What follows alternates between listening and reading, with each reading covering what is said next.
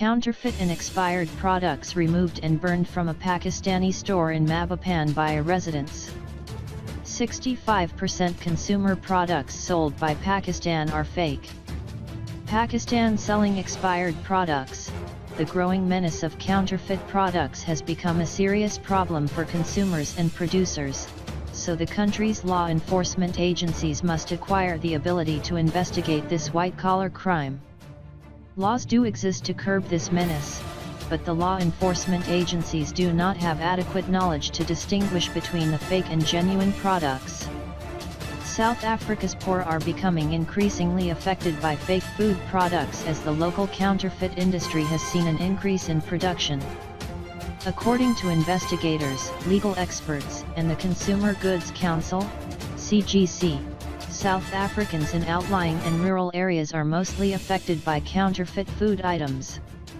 The CGC, through a series of raids, has discovered counterfeit milk, wine, liquor, matches, tinned fish, polish, sweets, rice, chips and biscuits. Sometimes you will find poor quality rice repackaged as a premium brand. The package may be the original thing, but the rice is poor quality, he said. Counterfeit expert and lawyer Marilyn Cridge, of Adams and Adams, said it was likely that in smaller towns, counterfeit food and household products were on the shelves of SUPRISE shops. Because companies, concentrate distribution in the larger areas, the sales reps of the large companies don't go out to these rural areas frequently, Cridge said. But you will have a counterfeiter who will, because he knows the companies don't go out there so often. She added that although counterfeiting was a worldwide crime, what was unique to South Africa was that some of the goods would go into the South African market and then disappear. They go into the rural and fairly unsophisticated areas where people cannot afford to complain about the quality of the counterfeit products, Cridge said, adding that about 80 to 90% of counterfeit items were detected through customer complaint lines set up by companies. According to the South African Revenue Service, SARS, the global counterfeit industry was currently valued at $500 billion, and has grown from being 7% of the total value of world trade in 2003 to 10% last year. SARS estimated that it lost just over $160 million in duty and value-added tax over the 2005-2006 period. One investigator told the Star that as police and SARS had begun clamping down on the importing of counterfeit goods, manufacturing of the products on a local level was starting to flourish. Another investigator said that because consumer products were so fast-moving, it was difficult to trace them. By the time you get to the actual place of purchase, all the boxes have gone because the product sells so quickly. Food and household goods are fast-moving, the investigator said.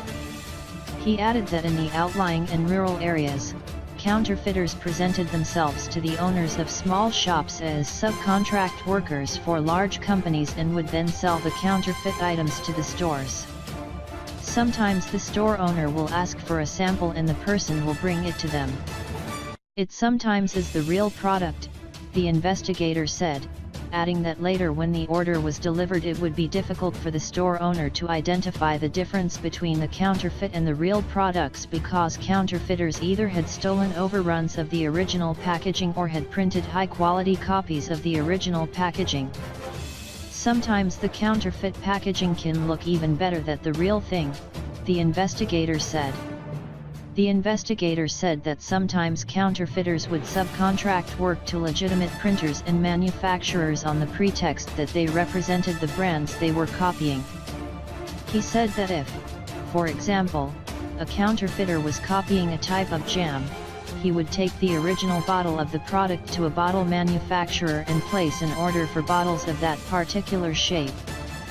The counterfeiter would then go to a graphic artist and make a printing template of the label.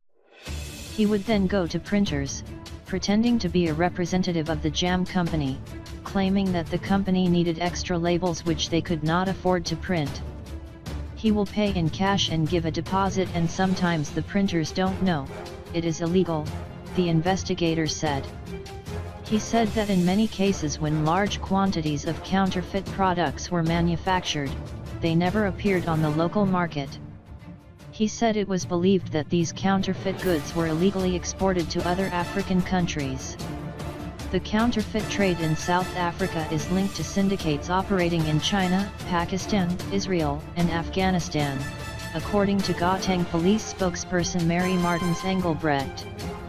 She confirmed that police arrested one of the kingpins, an Israeli citizen, along with 4 others from Pakistan and Afghanistan. They were arrested in Johannesburg, Benoni, and Kempton Park recently. Goods and 2 trucks worth millions of rands were also confiscated. The 5 will appear in court on charges of contravention of the Counterfeit Goods Act.